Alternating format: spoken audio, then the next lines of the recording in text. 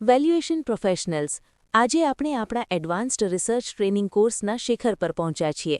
Module 70 professional legacy and the global valuers vision. Valuation professionals આજે આપણે આપણા advanced research training કોર્સના શિખર પર પહોંચ્યા છીએ.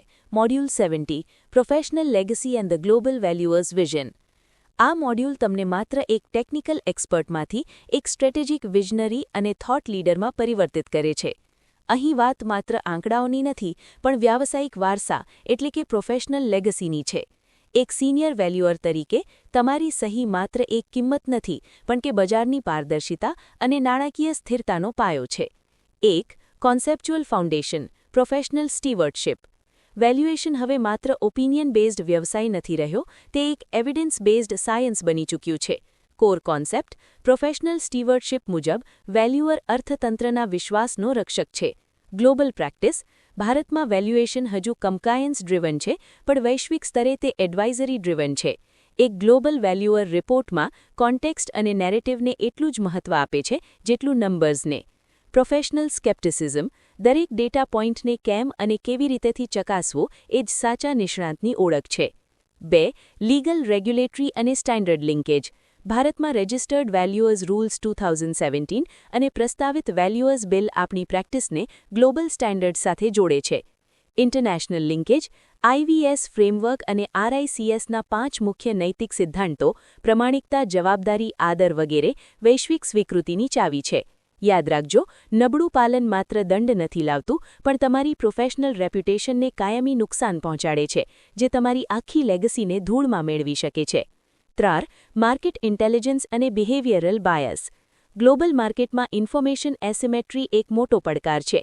ઈગો બાયસ સફળતા પછી વેલ્યુઅર ઘણીવાર પોતાની જૂની પદ્ધતિઓ પર એટલું મક્કમ થઈ જાય છે કે તે બદલાતા બજારને જોવાનું ચૂકી જાય છે. ટેકનોલોજી ટ્રેપ AI અને એલ્ગોરિધમ્સ ક્યારેય પ્રોફેશનલ જજમેન્ટનું સ્થાન નથી લઈ શકતા. એક વિઝનરી વેલ્યુઅર તેજીમાં સાવધ રહે છે અને મંદીમાં તક શોધે છે, જેથી તેની સલાહ ફ્યુચર પ્રૂફ બને છે. 4 ફાઇનાન્શિયલ લોજિક અને ગ્લોબલ કનેક્ટિવિટી. નાણાકીય લોજિક મુજબ વેલ્યુ એ હંમેશા ભવિષ્યના ફાયદાઓનું વર્તમાન મૂલ્ય એટલે કે present value of future benefits છે. મેક્રો ઇમ્પેક્ટ તમારે એ સમજવું પડશે કે અમેરિકાના ફેડરલ રેટ્સ ભારતની પ્રોપર્ટી વેલ્યુને કેવી રીતે અસર કરે છે. ડિફેન્સિબિલિટી આંતરરાષ્ટ્રીય આર્બિટ્રેશનમાં તમારે તમારા લોજિકને વૈશ્વિક સ્તરે સ્વીકૃત આર્થિક સિદ્ધાંતો દ્વારા સાબિત કરવા પડશે. 5 વેલ્યુએશન જજમેન્ટ અને વ્યાવસાયિક નૈતિકતા.